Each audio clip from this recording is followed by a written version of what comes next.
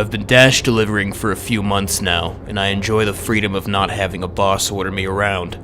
I can play whatever music I want in my car, and I can take jobs I want and skip the ones that tip poorly. I'm not saving much due to gas costs, but I am saving, and I was enjoying seeing new places and meeting new people.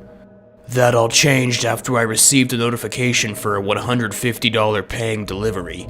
Times are tough and money doesn't come easy around here, so immediately I swiped accept, and then I pulled over to read it. I first expected this to be some out-of-state delivery to some rich prick longing for some Michelin-rated specialty. I regretted not checking the distance first, and after reading the address, I found it was actually out a bit in the sticks, but still very much worth the easy $150. I sighed with relief and pressed the GPS button to bring up the map to a restaurant called Danny's that I had not previously heard of. The sun was starting to set early, as it does in October, and I had my lights on by the time I made it to a less populated corner of town, where the restaurant was apparently located. You see, dinner brings the best tips, but I hate driving at night, since it's harder to find restaurants without a boldly lit up logo. That, and I've always harbored some lurking fear of a delivery turned mugging, or worse, some gang-initiated killing. Rare as it is, it has happened around here. You've arrived at your destination. The soothing voice of the GPS alerted me. I slowed to a stop, confused. I was on a dark residential street, no sign of a restaurant in sight. Where Danny's was supposed to be was a dark gap in between two homes. I checked it again, even typing the restaurant name into maps outside of the delivery app, but nothing popped up. I realized then it must have been a glitch. I mean, shit, in retrospect, $150 for a 30-minute delivery sounded way too good to be true. I sighed and began searching the app for the troubleshooting menu when a loud slap on my passenger side window caused me to jump in my skin.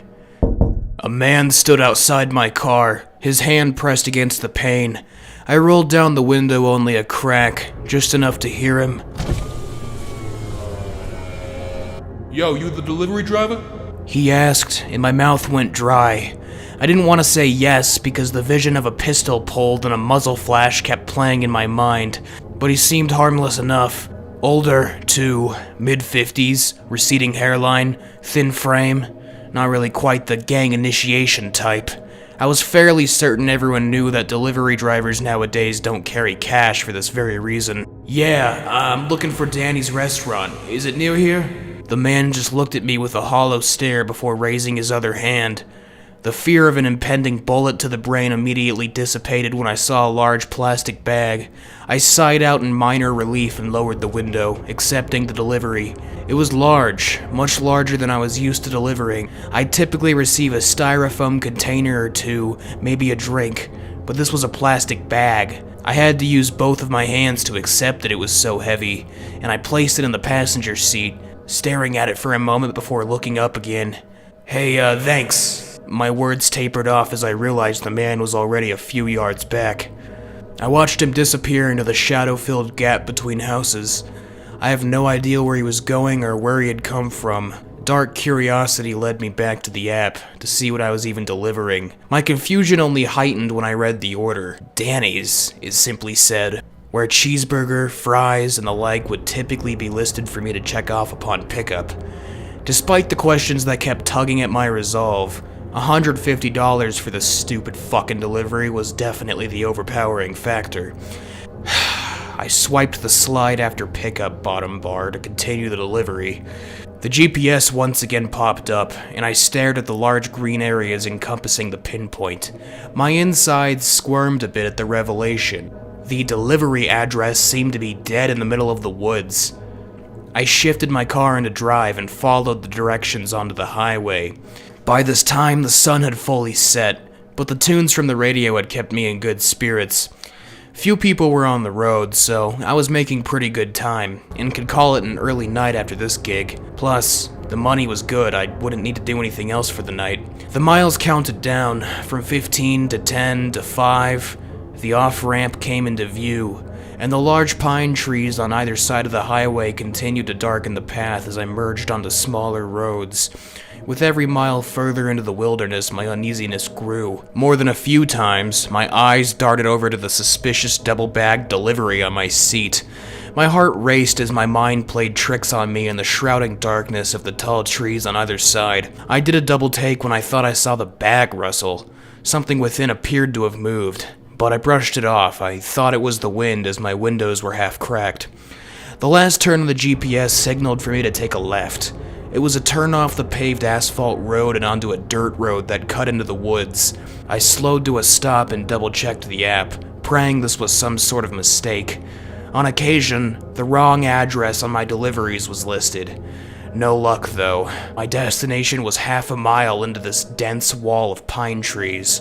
I took the turn and slowly drove into the dark tunnel cutting through the arching trees. I could barely see the sky through the dense copse underhead, just darkness broken by the limb-like branches. With each bump in the narrow dirt road, that heavy bag on the passenger seat seemed to rustle.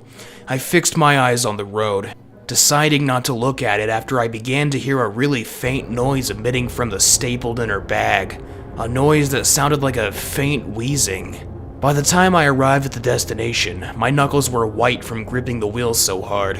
I was really sweating, despite the chill that had breached my car and clothing as it was winter time. This part of the woods seemed colder than any part of the drive by at least 10 degrees.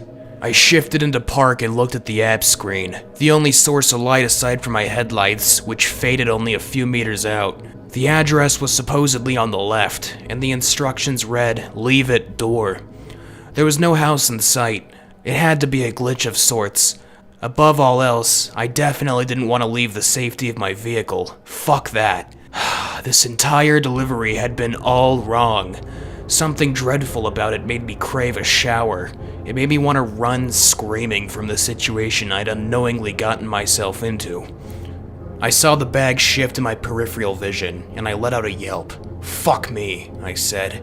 I hurriedly opened the car door and got out, eager to distance myself with whatever was in that fucking bag. I then navigated the menu of the app on my phone screen, seeking out the cancel order option. My score would go down, I'd miss out on the money, but fuck this gig, I'm definitely done with it. I was about to press confirm on the cancellation when I spotted the door I was supposed to deliver to. A few meters to my left, illuminated only faintly from the light of my phone's screen, stood a door. It looked ancient, its thick wooden beams bone white from petrification. The design was archaic, something that belonged on the side of a medieval European church. Black steel hinges and latches ornamented it, but the most noticeable feature was the one it was missing. The door was housed in a frame of charred black beams, but aside from that, it wasn't attached to anything. I stared at the structure and felt my heartbeat quicken. Dread and curiosity battled within my scrambling mind as it tried to register what this door was and why it was even out there. I took a few hesitant steps towards it and felt the hairs on my body rise. With every step towards the detached door, the temperature dropped. I stepped around the unnatural thing to peer behind it, and sure enough, there was nothing behind it but endless trunks of trees. I'd made it this far into this nightmare, and I just wanted to get my money and get out. With a few deep breaths, I returned to my car and opened the passenger door. With 2 hands, I lifted the heavy delivery, which shook in my shivering arms. It moved. Something definitely gasped and gurgled from within, but I continued carrying the parcel over to that strange door. My teeth chattered from the chill as I placed the large bag on the dead leaves in front of the door. I took a photo to verify the sketchy delivery, then swiped to complete it.